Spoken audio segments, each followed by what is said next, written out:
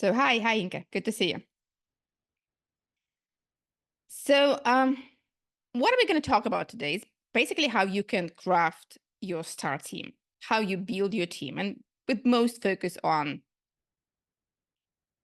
recruitment and how you find people for your team.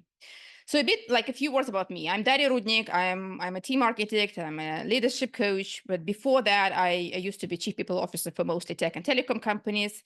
I worked for Deloitte, and then I moved for tech and telecom companies, and I was doing like different things with mergers and acquisitions, setting up offices in different countries, cultural transformations, and all of that led me to understanding how important teams are and how building great teams start with like hiring the right people, developing the right people, managing the right people, and then retaining the right people.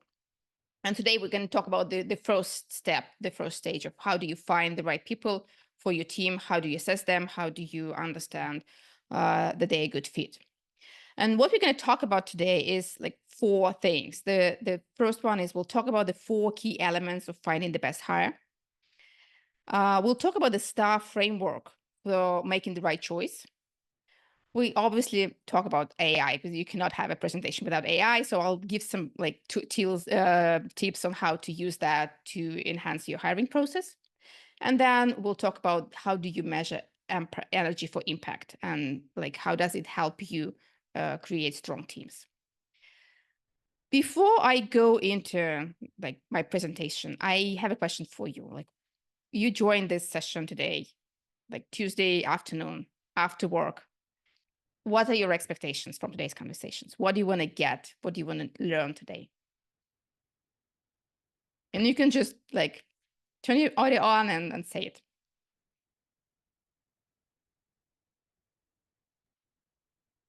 For me, I work as a technical program manager. So I work in multidisciplinary teams and also with the clients.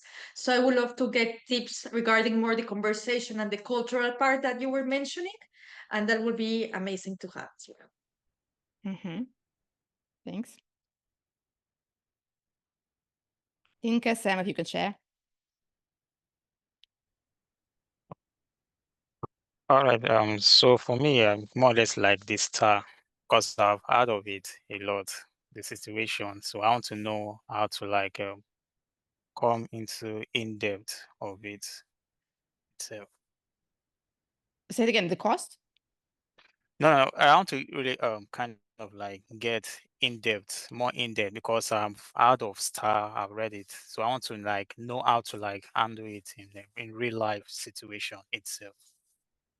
Okay. So we'll talk about some cases. And again, if you have any questions, just jump ahead and ask those questions and we'll talk about that. So when you make people decisions, like basically what we measure their expertise, we measure experience, and we measure personality.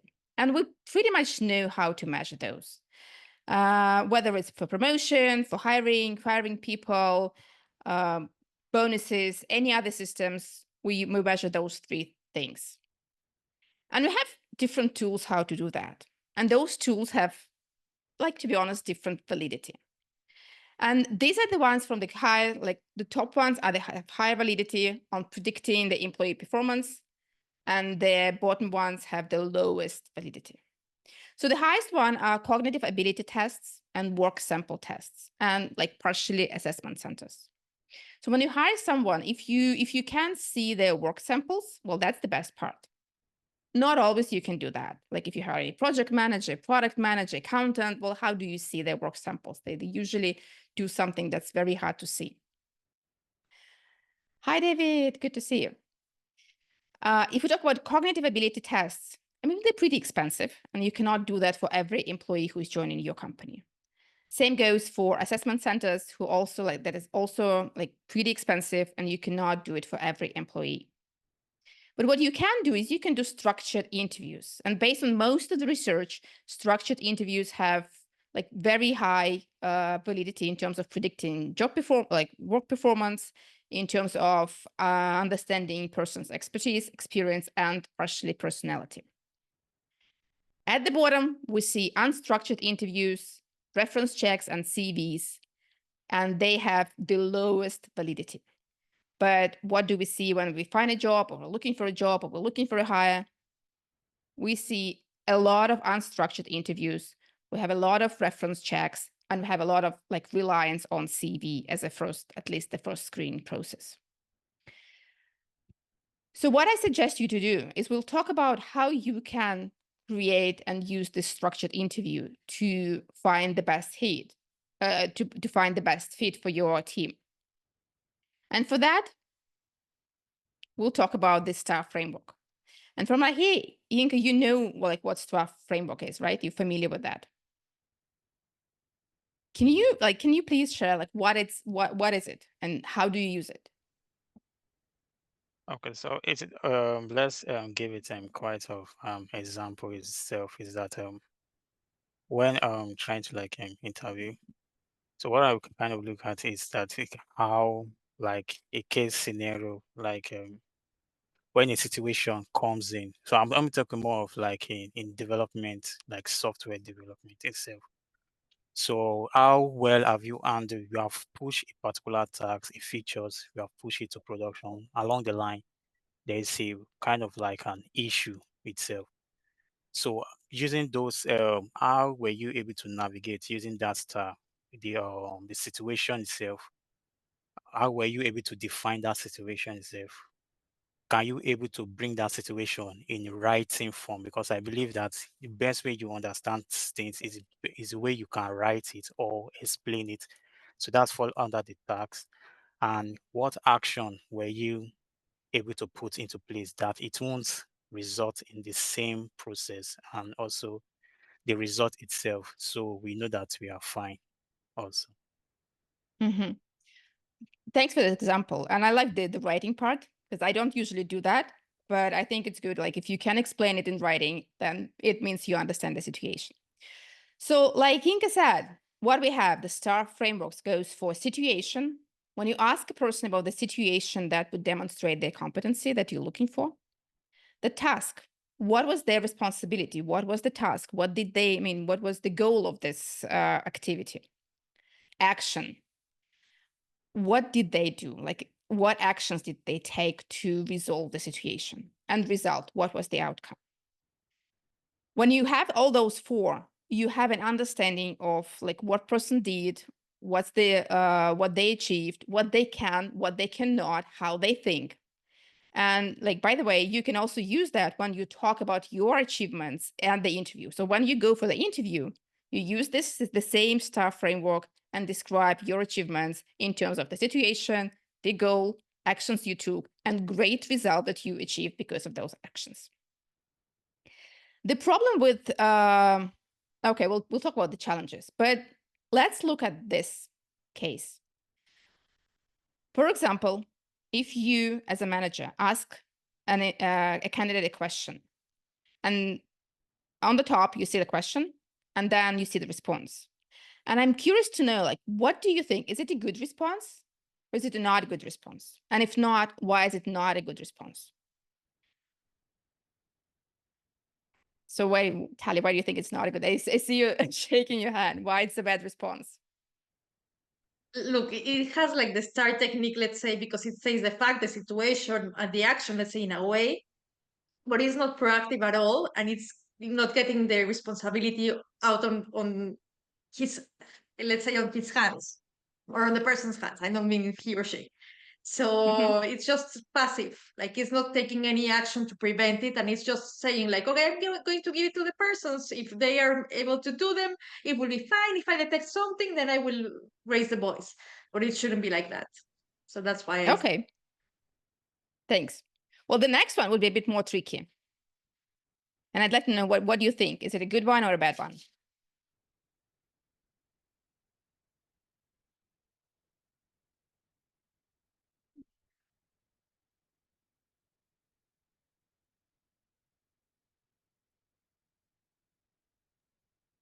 it's getting better.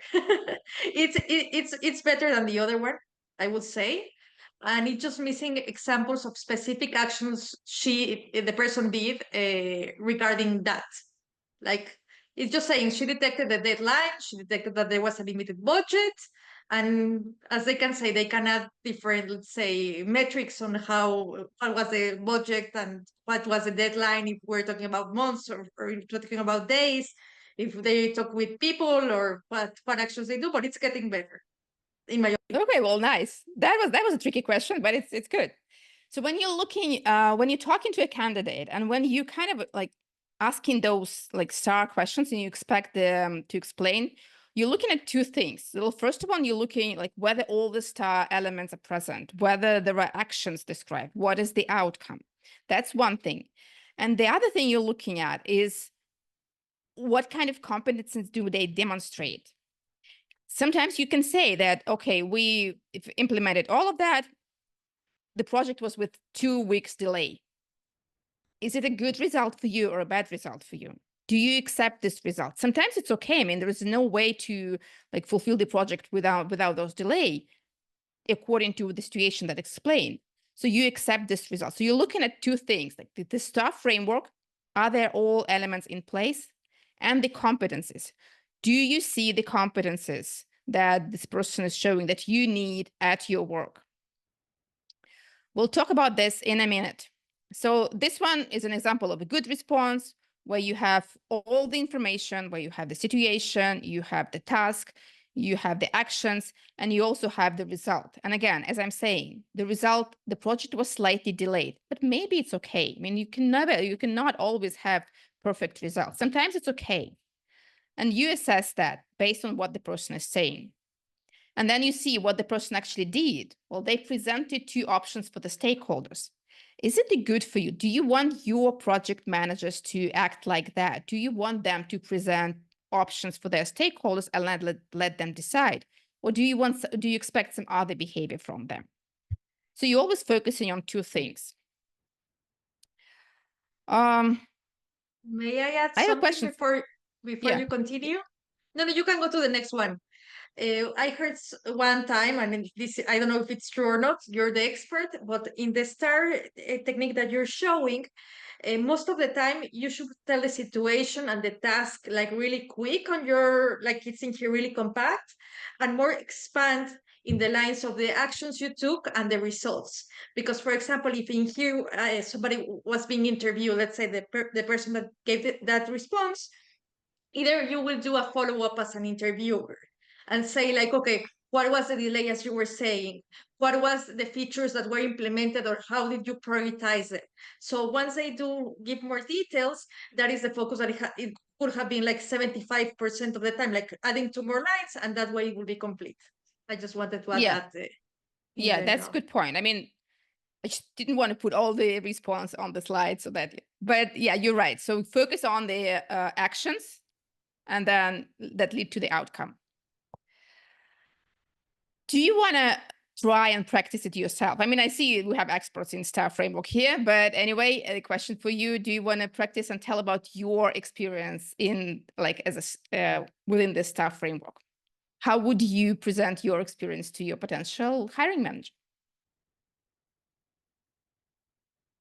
I mean, if you want it, I know like with small Yes, no, Okay. it's a hard question. No, I can tell you, and I'm going to implement it in a few weeks, so it will be perfect. I can give you the example. Okay. So I just started working, for example. It's not for an interview.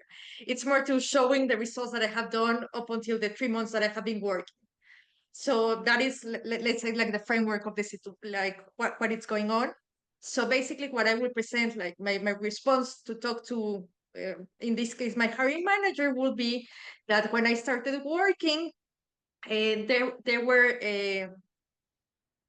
let me just phrase it and frame it, just a second. For example, I work with tickets in support. So when I started working, I detected that we didn't have order in the tickets. So the way that the system was working at that time, it was a solo person that was working on the team, and the support team grew to many persons, let's say. So the way that they were working before, it wasn't working anymore, because this needed to be, let's say, split between the team members, and as well to have a view of the tickets that needed to be prioritized and the clients and so on.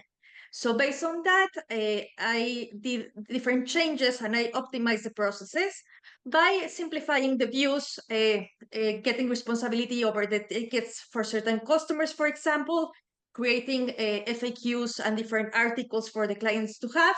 And that way, the quantity of tickets both was two things, basically. One, the objective was that it had a faster response, and that the client opened less tickets because we have documentation on it. And basically, I was in charge of making the update on those FAQs and doing the different things. I won't go, let's say, more over, but the result was that now we have order, and now we can have a full picture of where is the stage that is the ticket on, if either it's working with us, with the customer, or with the different teams of development and data analysts. And that way, we are able to give feedback to the clients more rapidly, and they are happy, and we have retained them, and they haven't left because of that. So that, in a nutshell, will be the. Okay, cool. Since we wanted to talk about the cases and the real applications, Yinka, what do you think? Do you have any suggestions on how to make it better, or how to? I mean, yeah. No. Let's say I'm just saying not quite familiar with it, so I just. No, I mean, just you as a Yeah. hiring manager. For example, you hear this story. Like, is there anything that you would like to be different? If there is any. Not like different in what way? Actually, is it okay? I'll put it in this way. What I also wanted to do different is being optimistic about what he's trying to do itself. Because I don't want the way that like push it out. Like don't want to like I'm optimistic. I'm kind of like taking a responsibility itself. Like I want to see that trait. It's a being optimist and taking responsibility. Mm-hmm. Okay, thanks. I'll make a quick kind of note, Khalid, that like when you say I did that by optimizing or by creating, I would change it to I created, I optimized, I did something. So when you use verbs, it's kind of stronger sentence, stronger position. I mean, I know you haven't practiced. I know it was out of the blue. I mean, it's just, yeah. But thank you. Okay. Well, I see we have Irina joined. Irina, nice to see you. Hi. Hey, happy to see you here. We've been through some like kind of part of the presentation, but I hope you'll catch on and there will be a recording. Okay. So, well, the problem with structured interviews is that it's a pain. You need to create the questions. You need to distribute the questions like across all the people who are interviewing. You need to identify criteria for those questions. And you need to, like, while you're doing this interview, you need to mark those criteria like in terms of poor, well, good, excellent, or whatever else. And I think that's one of the main reasons why managers don't do structured interview that often, because it requires a lot of preparation. So, and thankfully we have AI that can help us with that. And I'm going to show you how I do that. And hopefully that will be helpful for you as well. So what I'm doing, I'm taking a random job description from the LinkedIn. And I assume that's my job description. That's someone I'm looking for. So I copy it. I paste it in my ChatGPT. I also copy and paste prompt, and I'll share the prompt with you, obviously, sure.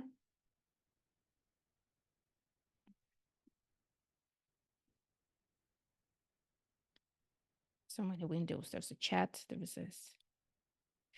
Okay, so what we have now, we asked ChatGPT to provide a list of questions. What you need to make sure to change is how many questions you want to have. Probably you want to have about 10, because some of them will not be relevant. So you'll have some like 10, 12 questions, and you'll pick 5 that are relevant for you.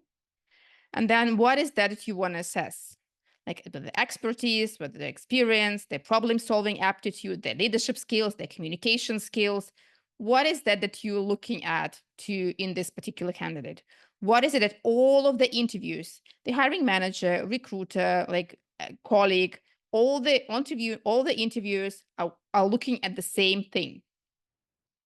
And then we go and we create a bunch of questions. So based on this framework, you have some questions about the project management and delivery, about stakeholder and client management. There are different questions. Usually I prefer to kind of ask one question. And then if the person is not responding, just ask some additional questions. But this would be like the main question that you're asking. But that's not enough. So you have lots of questions. That's not enough. The next thing you need is, okay, how do you know which one is a good response and which one is not?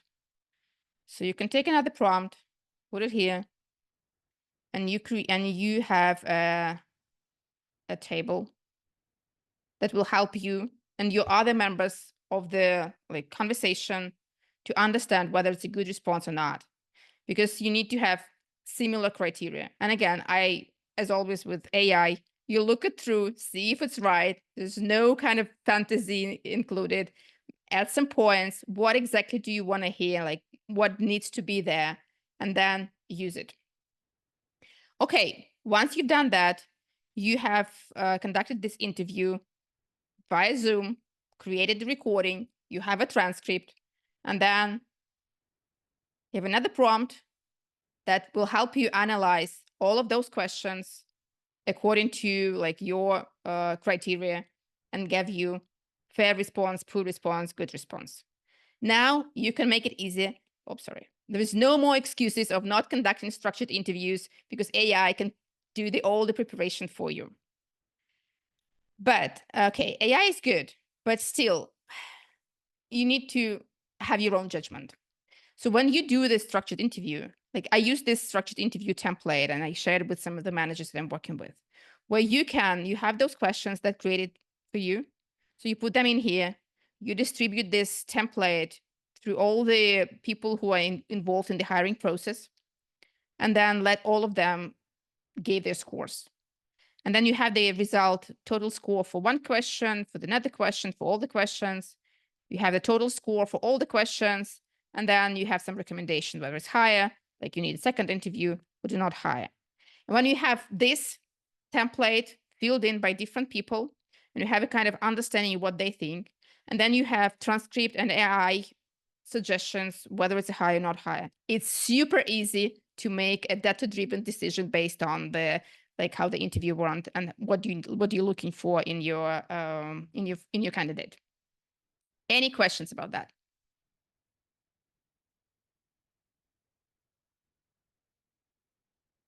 Okay, does it look easy, simple, too hard, too simple, relevant, irrelevant?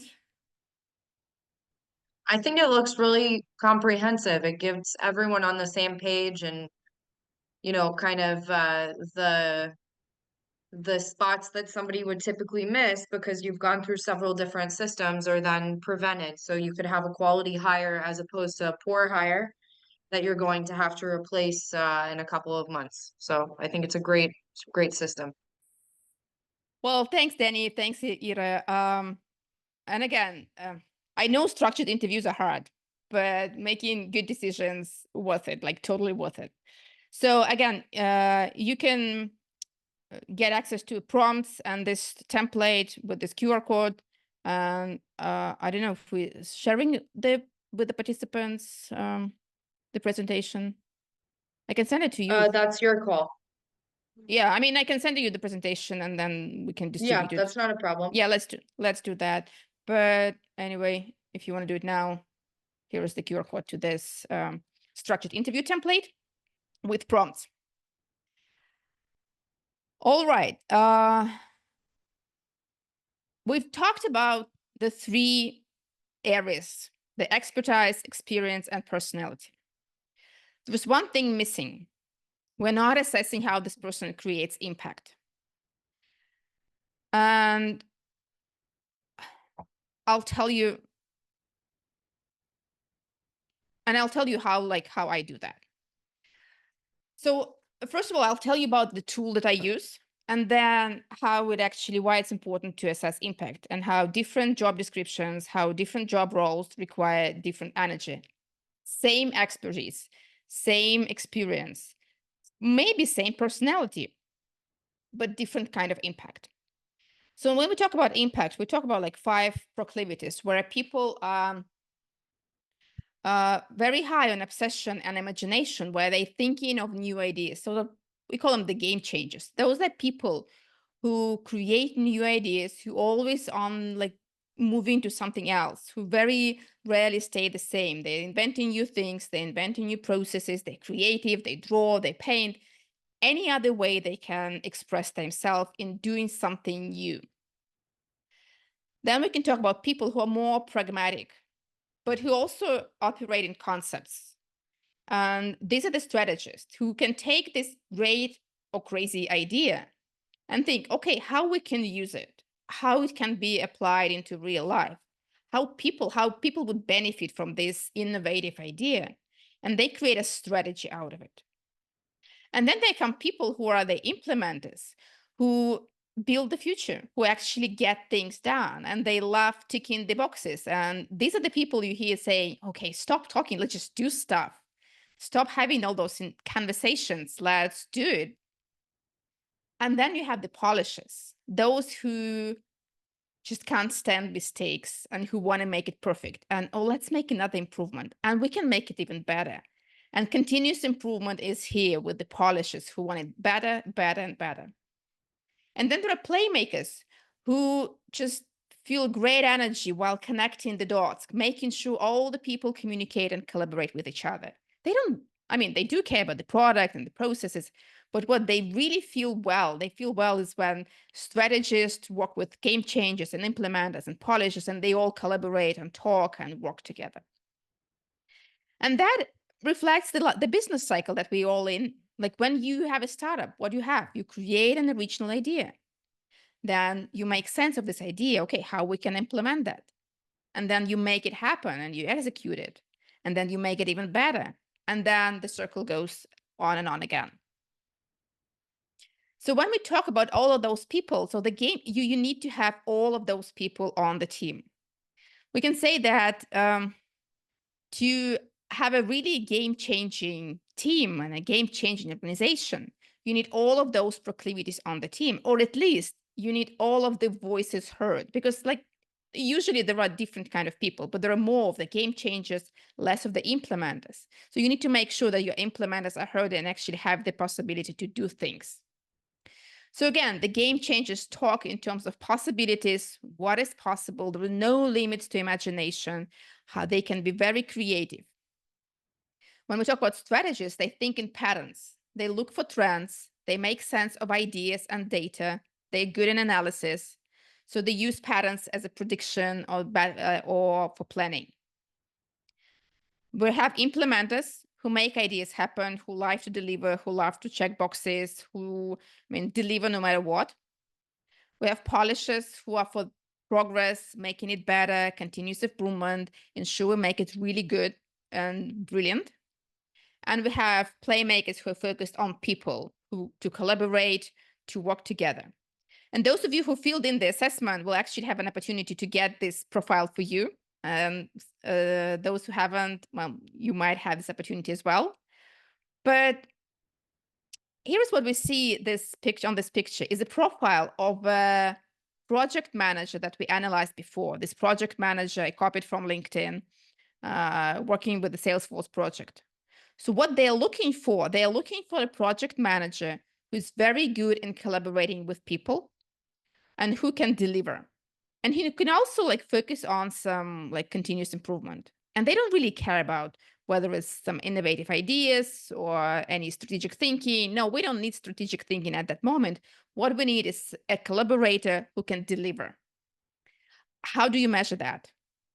Well, you can either measure that through the assessment, or you can measure it by hearing what the person is saying, whether they're talking about new ideas or they're talking about getting things done. or are they talking about perfection and improvement and something else, or connecting people together? So by hearing what they say, you can also make an estimate guess of what is the proclivity and what kind of person is that. And like, I'll tell you how different job descriptions, named the same, all of them are product managers, but how different they can be. So for example, Monday.com is looking for a strategic product manager. And when they describe the job position, the job description, they use a lot of strategic thinking. They use a lot of strategic work, and they want someone who is strategic.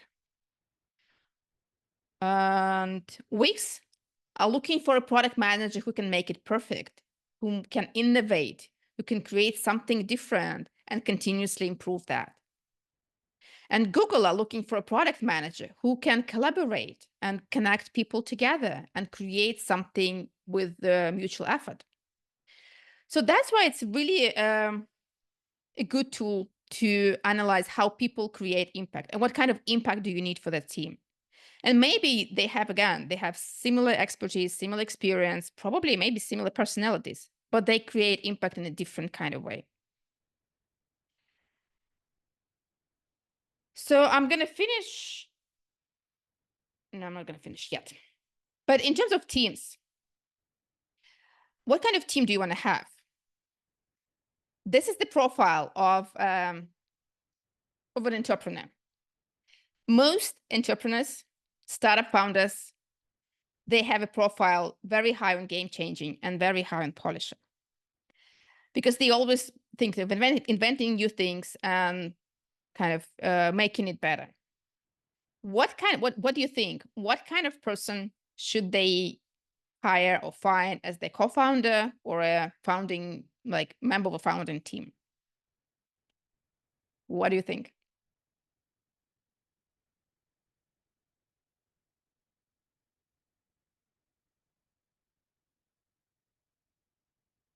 I mean, if you want to say, I mean, just with small team, we can just open the microphone. Strategist, I hear. Okay. So let's see. This person hires similar person like them.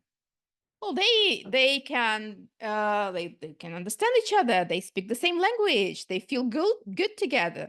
But man, you're right. There's no strategy and there's no implementation. It will be very, very hard for them to actually deliver. And I've seen product teams. A team, when you have a lot of game changers and a lot of like polishers who always, okay, let's do this feature. Let's add something else. Okay, here's a new great idea. Let's do that. But they don't have enough strategy on their team and they don't have enough implementer, and it's very hard for them to deliver. And in the team scenario, we actually, well, most of the times you have those people, you have all of them. But the loudest voices are those, like the majority are usually the loudest.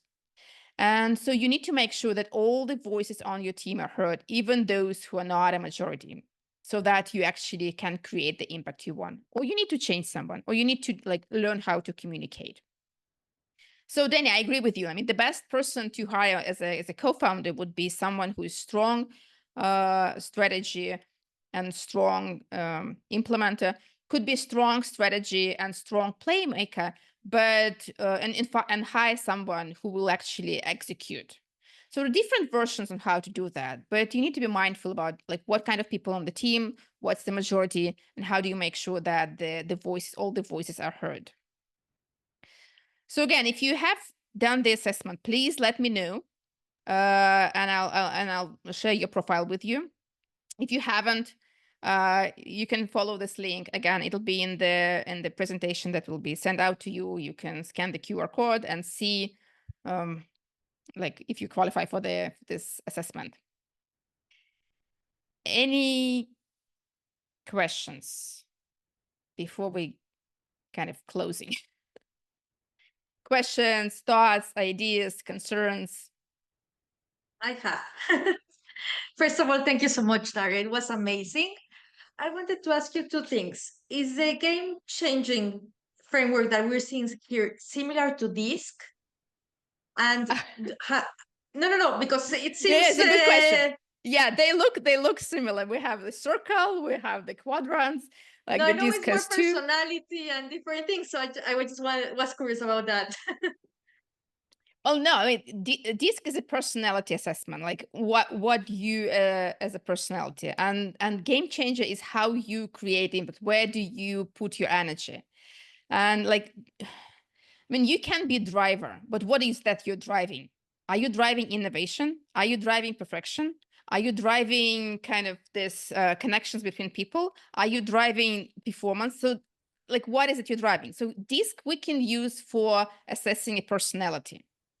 Because, for example, we have like all the like energetic people on our team. We need someone who is kind of the same energy, has the same kind of vibe, and we are together. But okay, how do you create impact? And that's the Game Changers about. Thank you so much. And my next question is, have you tried or do you recommend using the prompts that you mentioned, for example, to relate them to one specific strategist game changer? Like, for example, if we're looking for someone on the project management one that is a playmaker or that it's more as a polisher, for example, how can you, like, have you tried exploring how to orient those questions and adapt it to that specific questions, for example, or how do you recommend to assess them, let's say, on different sections, on what to do it more, let's say? I mean, the best thing is to take an assessment, obviously. Yes. But okay, if you don't have it, like think of what is that you want from people and kind of put it in the prompt. Okay, I want someone who will continuously like focus on improvement, and give me a question of how this person is focusing on improvement. But the thing in while you listen to that, and then like it will be more helpful to analyze the script, because it's important how people talk about it. So for example, I'm telling about my improvement is that I delivered one thing and then I delivered another thing, and then I kind of checked my so I use the words. Okay, here are the words actually. Yeah, let me see. Of the patterns, the ones you mentioned, I remember. No, this one. So these words, I use these words: action, execution, practicality, result-driven, hands-on. If I tell about continuous improvement with these words, probably I'm not a polisher. I'm probably an implementer. Okay. So it's you can use AI to like get those words and see like how the person is describing what they're doing. Thank you so much. Any other questions?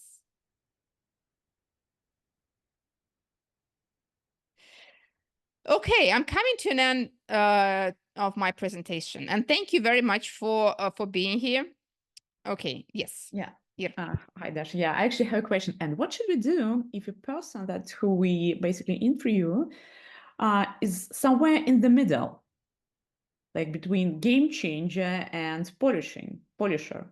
Yeah, what should we do? The thing is, like in this particular like framework, there's not just one proclivity, there are two. Mhm. And they always play together. And you have game changer polisher, you can have polisher game changer, and you can have like 20 other variations of those combinations. So what you need to do is understand, okay, what kind of person I'm looking for. I'm looking for someone, okay, game changer polisher, you understand they will be something innovative, creating something new, changing, improving it, and that's kind of ongoing circle, which is great. That might be what you're looking for, or maybe not. Maybe you need someone who is thinking of a new idea, try it out as an implementer, think again, try it out, and kind of do this kind of work. Yeah, got it. Thank you so much. And there's no, I mean, there's no like 100% game change. There's always kind of in most assessment, like you're 50% here, 20% there. Okay, great. Thank you for recommendation. Okay, so I've talked a lot. I'd love to hear what was the one most important thing that you've learned today, and how do you want to implement that in your work life within this week or next week?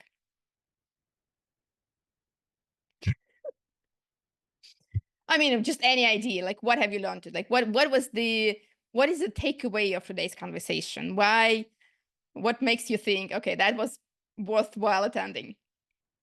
So may I share, because the presentation was so well structured, it's really helpful for me because we are having a huge restructure in my startup right now, and I've known a lot of things that will help me to find my new role, but at the same time to build up the right balance between the company, because we've been operating on the market for almost 2 years right now. We're definitely a game changer technology in the market. It's very painful for the market, and still it's very painful for the staff at the same time, because we're in some of the products we're still trying to find market MVP basically.